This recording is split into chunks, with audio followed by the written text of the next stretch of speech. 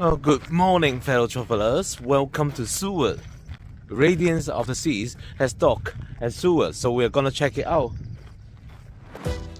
Radiance of the Seas is one of the oldest ships in Royal Caribbean's fleet.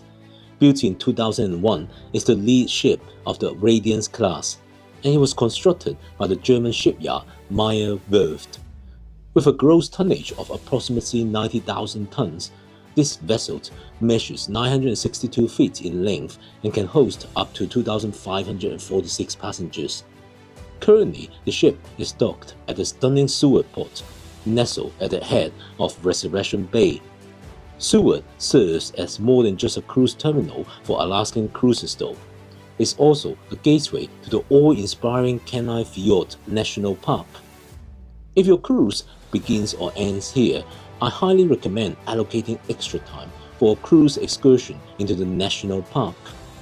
We did one such excursion, and I'll be covering it in an upcoming video, so make sure you subscribe if you're curious to see what this excursion has to offer. This picturesque port town is surrounded by towering mountains and lush forests, offering visitors a dramatic Alaskan backdrop right from the start of their adventure. The port is well equipped with modern facilities, ensuring a smooth experience for passengers embarking on or disembarking from their cruise. Now, Radiance-class ships are known for their sleek design and expansive panoramic views, as they utilized more glass than any other Royal Caribbean ships when it was launched. This makes Radiance of the Seas particularly ideal for Alaska sailings, where the extensive use of glass offers fantastic visibility from many areas on the ship.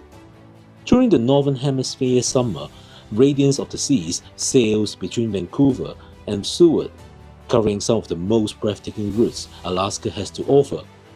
This itinerary includes stops at iconic ports like Ketchikan and Juneau, and gives passengers the chance to see the awe-inspiring glaciers up close. This mid-sized ship strikes a perfect balance between comfort and adventure. It offers an intimate cruising experience while still providing a variety of dining options, entertainment, and activities to keep all guests entertained.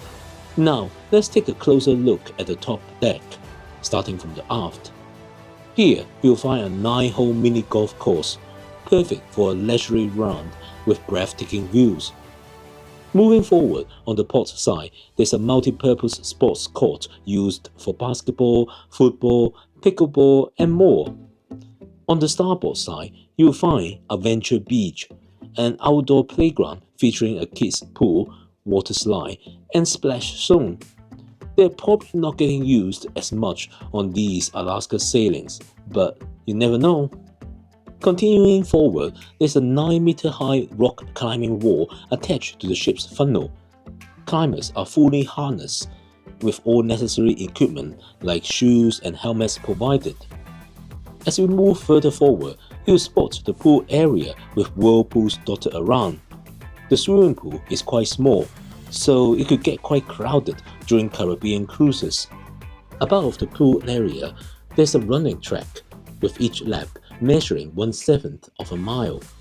One of the standout features of Radiance of the Seas is the abundant outdoor space, which is especially valuable during Alaskan itineraries, where scenic cruising around glaciers is best enjoyed from the open decks.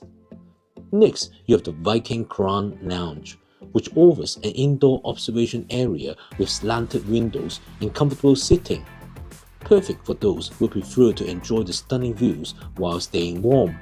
Finally, at the front of the ship is the helideck.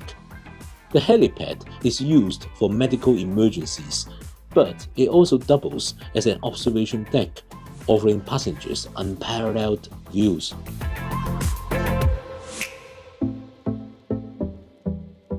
I hope you've enjoyed this flying visit to Radiance of the Seas. There's plenty more cruise ship content on my channel, so why don't you check out one of these now? See you over there.